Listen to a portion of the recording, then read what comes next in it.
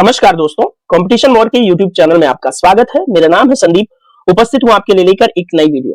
जैसा कि आप स्क्रीन पर देख पा रहे हैं, विजन आईएएस का एक मटेरियल है जो अंतरिम बजट 2024-25 के संबंध में सारांश प्रस्तुत कर रहा है बजट का। दोस्तों, इस वीडियो में हम कंटिन्यू करें, आगे बढ़े इससे पहले आपको एक सजेशन देना चाहूंगा कि इस वीडियो के डिस्क्रिप्शन में एक लिंक दिया हुआ है जो कि बजट का इतिहास उसमें लिखा हुआ है। बजट का इतिहास मेरे ही द्वारा पिछले वर्ष बनाया गया एक बहुत ही शानदार वीडियो है जिसके अंदर आपको बजट के बारे में A to Z बताया गया है। तो आपसे गुजारिश करूंगा कि सबसे पहले आप बजट का इतिहास देखिए, उसके बाद यहां से इस वीडियो से प्रारंभ करेंगे तो आपको अच्छे से समझ में आएगा। बजट के इतिहास के अंतर्गत हमने ब्रिटिश काल से लेकर के भारत के आजादी के बाद तक का बजट के संबंध में क्या प्रोग्रेसिव हुआ, क्या टाइमलाइन रही, इन सब चीजों को हमने इस वीडियो में विस्तार पूर्वक डिस्कस किया है। और बजट से संबंधित जो कुछ महत्वपूर्ण शब्दावली है, बजट कब शुरू हुआ, पहला बजट किसने प्रस्तुत किया, इत्यादि इत्यादि चीजों को हमने बड़े ही विस्तार पूर्वक उस वीडियो में डिस्कस किया हुआ है, उसको आप जरूर जाकर देखें। दोस्तों, 2024-25 के लिए बजट पेश किया गया है अंतरिम बजट। यहां पर अंतरिम शब्द आपको थोड़ा सा परेशान कर रहा होगा, लेकिन लेट मी एक्सप्लेन। दोस्तों, अंतरिम बजट ऐसे वर्ष में पेश किया जाता है जब हमारा जो वर्ष हो वो चुनावी वर्ष हो। आप सब जानते हैं कि 2024 में लोकसभा का इलेक्शन होना है, तो लोकसभा के इलेक्शन तक सरकार का खर्च कैसे चलेगा, इसके संबंध में अंतरिम बजट प्रस्तुत किया जाता है, जो कि बजट का एक प्रकार है। ठीक है, तो अब आपको क्लियर हो गया है कि अंतरिम बजट क्यों पेश किया गया इस वर्ष। ठीक है, चुनाव के बाद नए वित्तीय वर्ष के लिए बजट पेश किया जाएगा। फिलहाल हम चुनाव तक अंतरिम बजट से काम चलाने वाले हैं। तो दोस्तों, विजन आईएएस का बड़ा ही विश्वसनीय मटेरियल है जो कि आप इस वीडियो पर विश्वास करने के लिए काफी है। साथ ही मेरे द्वारा जो कुछ भी आपको बताया जाता है वो वेल रिसर्च्ड होता है, क्योंकि मैं स्वयं भी यूपीएससी की प्रिपरेशन करता हूं, इसलिए मैं नहीं चाहूंगा कि आप तक गलत जानकारी डिलीवर हो और आप किसी भी तरह से पथभ्रमित हो। ठीक है, तो आइए इस वीडियो में शुरू करते हैं अंतरिम बजट 2024-25 का सारांश। पहले हम एक वीडियो के अंदर हम कुछ मूलभूत बातें डिस्कस करेंगे, जो थोड़ा सा संविधान में बजट का प्रावधान है उसके संबंध में, बजट के निर्माण की प्रक्रिया कैसी होती है, ये सब। उसके बाद मेन जो हमारा पार्ट, इसके बाद जो सेकंड पार्ट आएगा बजट का, उस पे हम डिस्कस करके बस 2 पार्ट में आपके लिए अंतरिम बजट 2024-25 हम प्रस्तुत करेंगे। ठीक है दोस्तों, यदि आप चैनल पर नए हैं तो सबसे पहले इस चैनल को सब्सक्राइब कर दीजिए, क्योंकि इसी तरह के और भी महत्वपूर्ण वीडियोस हम आपके लिए समय समय पर लेकर आते रहेंगे। ठीक है, तो कंपटीशन वॉर का ऑफिशियल टेलीग्राम चैनल है, जो वो भी लिंक जो है इसके डिस्क्रिप्शन में, वीडियो के डिस्क्रिप्शन में है, वहां भी आप जाकर के चेकआउट करेंगे तो आपके कुछ काम की चीजें मिलेंगी। तो दोस्तों, ये जो इंट्रो रहा हमारा काफी लंबा हो गया, लेकिन बोर मत होइएगा, ये जरूरी था। तो आइए अब वीडियो के मेन पार्ट की तरफ आगे बढ़ते हैं। सबसे पहले हमें जानना है कि बजट होता क्या है, यानी कि व्हाट इज बजट, बजट है क्या।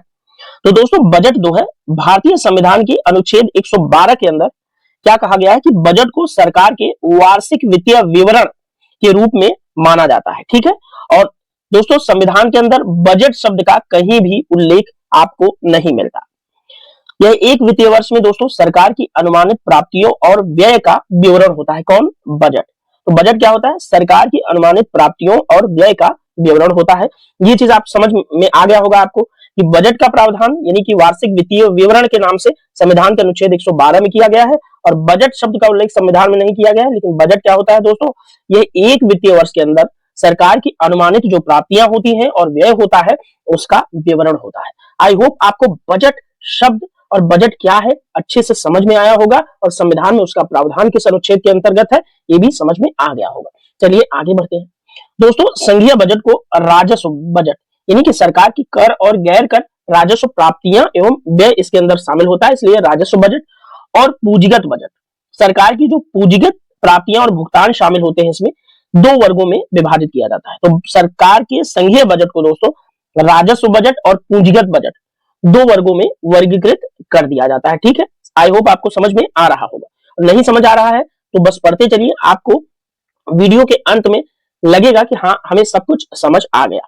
ठीक है, अब बजट को तैयार कौन करता है या तैयार कैसे किया जाता है ये भी देख लीजिए।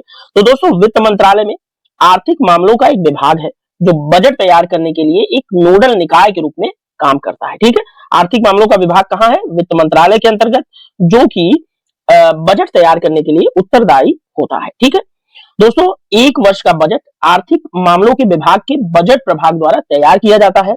यह मोटे तौर पर विभिन्न विभागों, मंत्रालयों और इस काम में लगे विभाग के प्राधिकारियों की ओर से दिए गए व्यय या भुगतान और प्राप्तियों के विस्तृत अनुमान के आधार पर तैयार किया जाता है। आई होप समझ में आ रहा होगा कि बजट कैसे तैयार किया जाता है, क्यों तैयार किया जाता है। ठीक है दोस्तों, बजट को नकदी के आधार पर तैयार किया जाता है, अर्थात जैसे किसी एक वित्तीय वर्ष के दौरान उचित मंजूरी के तहत व्यवसाय में जो कुछ भी प्राप्त होने का भुगतान होने की उम्मीद होती है। ठीक है, तो बजट किस आधार पर तैयार किया जाता है? नकदी के आधार पर। एक वर्ष के अंदर हमें जो भी भुगतान की उम्मीद होती है उसके ध्यान में रख करके। ठीक है, अब बजट की प्रस्तुति के बारे में बात कर लेते हैं।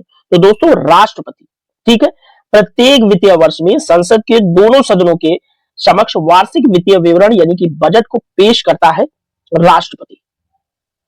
ठीक है, प्रत्येक वित्तीय वर्ष के अंदर। समझ गए आप दोस्तों? संसद के अंदर केंद्रीय वित्त मंत्री द्वारा बजट पेश किया जाता है। ठीक है, इसमें दो भागों, भाग ए और भाग बी, यानी कि बजट के दो भाग होते हैं। समझ में आएगा ना? बजट के भाग ए और बी, दो पार्ट में बजट को प्रस्तुत किया जाता है।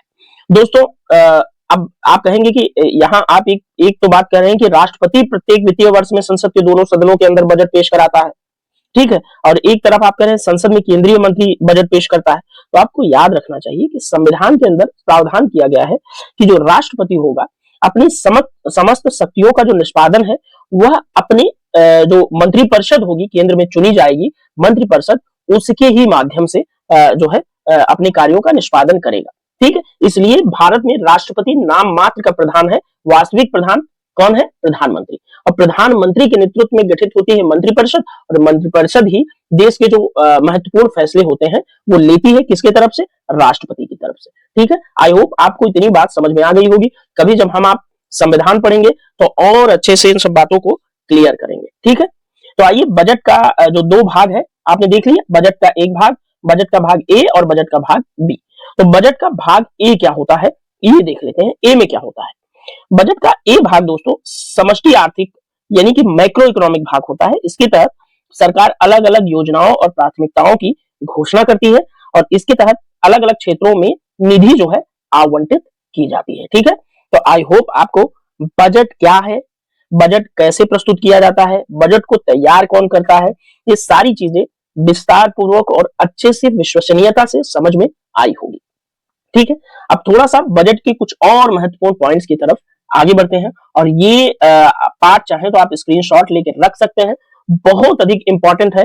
आपसे यहाँ इस जो है जो भी स्क्रीन पे आपके मटेरियल चल रहा है, यहां से यदि बजट से कभी कोई एग्जाम के अंदर सवाल आता है तो यहां से जरूर आपको कंटेंट उपलब्ध हो जाएगा। ठीक है, तो चलिए थोड़ा बजट में और आगे बढ़ते हैं।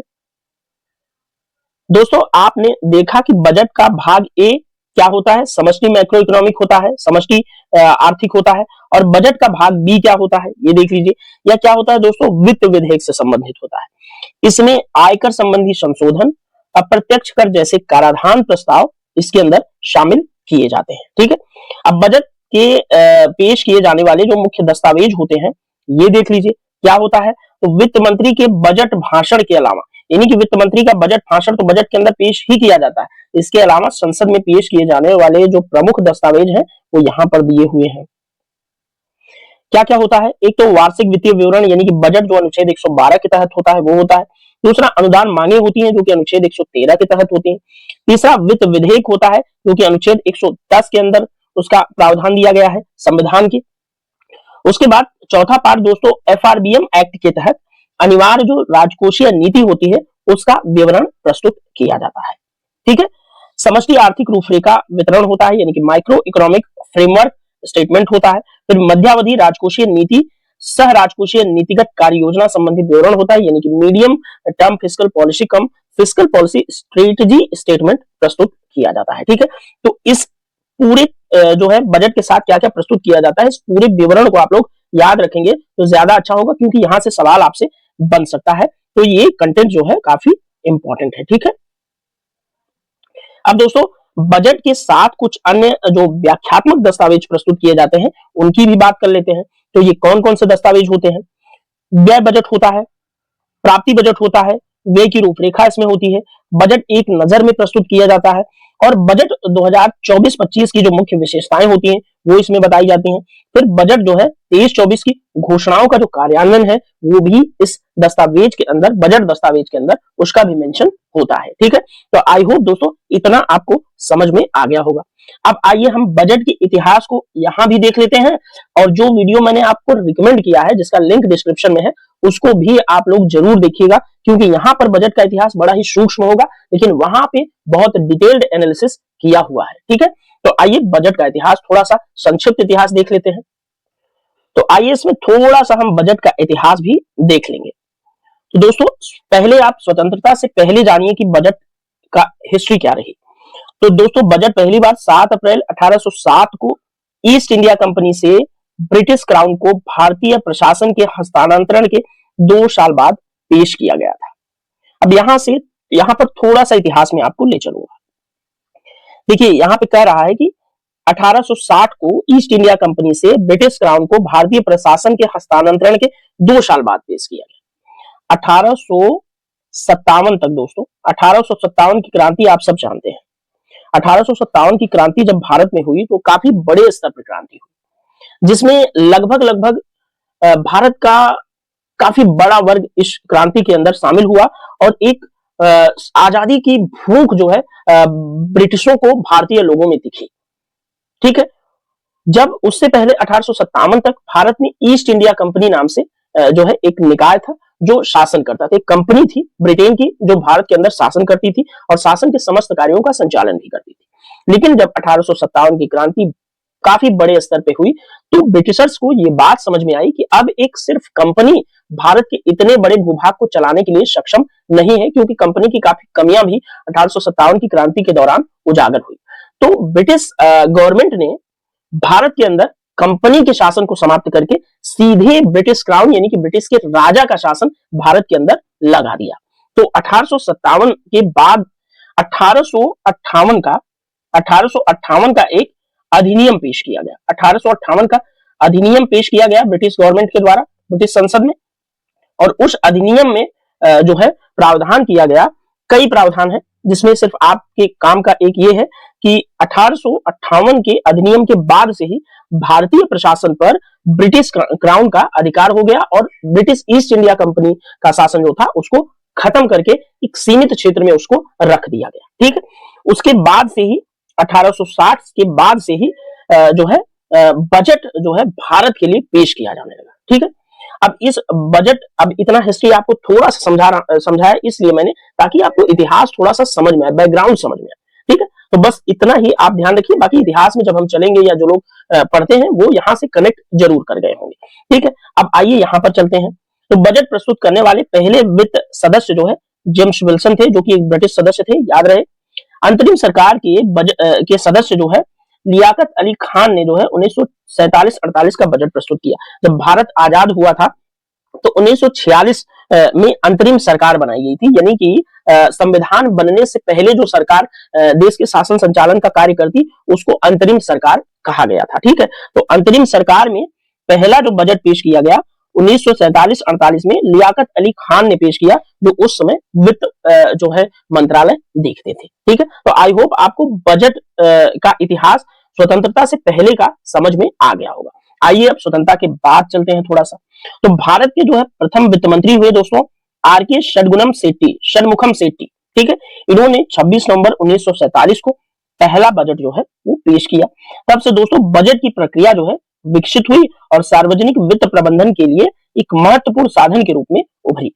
साथ ही दोस्तों बजट हमारी अर्थव्यवस्था को आकार देने में, हमारी लोकतांत्रिक प्रक्रियाओं को, क्षमताओं को भी दर्शाता है। ठीक है, तो आई होप आपको यहाँ पर बजट का संक्षिप्त इतिहास समझ में आया होगा। ये भी पेज जो भी स्क्रीन पर चल रहा है आपके लिए बहुत अधिक इंपॉर्टेंट है, बार बार इसलिए कह रहा हूं क्योंकि यहां से सवाल जरूर पूछे जाते हैं। ठीक है, तो आई होप दोस्तों बजट का इतिहास कम से कम आपको समझ आया होगा।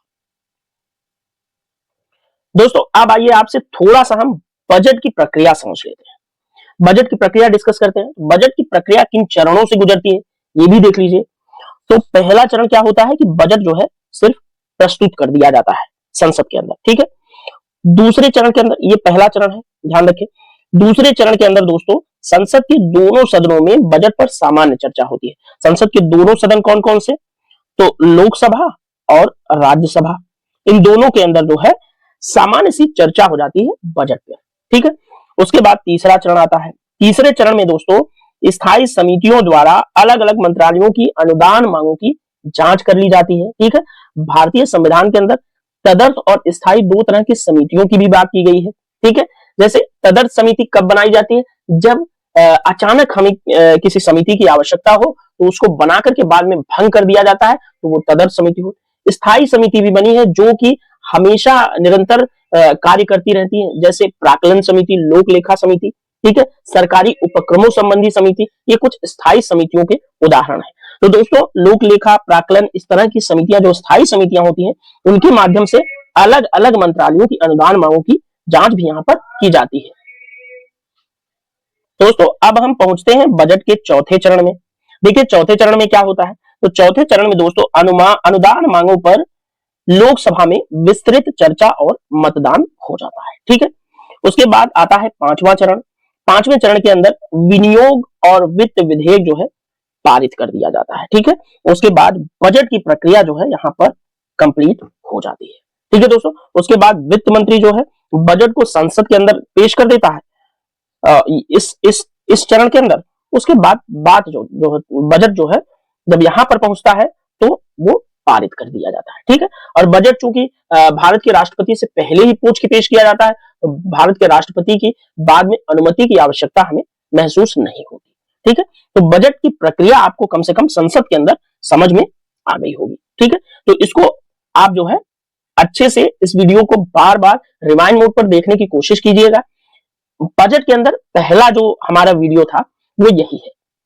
अब नेक्स्ट जो हम वीडियो लेकर आएंगे उसके अंदर विस्तार पूर्वक अंतरिम बजट में क्या क्या प्रावधान किया गया, कौन कौन सी मदों के लिए कितना कितना क्या कैसे जो है खर्च डिस्ट्रीब्यूट किया गया, क्या कितना जो है कैसा प्रावधान किया गया, इन सारी चीजों को हम अब इसके बाद जो बजट का पार्ट 2 आएगा उसके अंदर हम डिस्कस करेंगे, ठीक है। तो दोस्तों आप लोग वीडियो को लाइक कर दीजिएगा, शेयर कर दीजिएगा जरूर से जरूर, चैनल को भी लाइक शेयर करिएगा, सब्सक्राइब कर दीजिएगा, ढेर सारे दोस्तों के साथ शेयर कर दीजिएगा, क्योंकि बजट की एक बहुत ही बेहतरीन और विश्वसनीय क्लास ये आपके सामने मैंने प्रस्तुत की। नेक्स्ट क्लास भी आप लोगों के लिए बेहतरीन तरीके से मैं प्रेजेंट करूंगा। और हाँ, इस क्लास को देखने के बाद आपके जो भी सुझाव हो वो कमेंट बॉक्स में जरूर लिखेंगे, ठीक है। कमेंट बॉक्स में जब आप सुझाव देते हैं तो उससे हमें ये समझ में आ जाता है कि आपको हमारे वीडियोस कैसे लग रहे हैं। आपकी प्रतिक्रिया हम जान के बहुत खुश होते हैं और मोटिवेट होते हैं अगला वीडियो आपके लिए और भी अच्छा और त्रुटि रहित बनाने की हम कोशिश करते हैं, ठीक है। तो चलिए अगले वीडियो में तब तक मिलेंगे तब तक बाय बाय।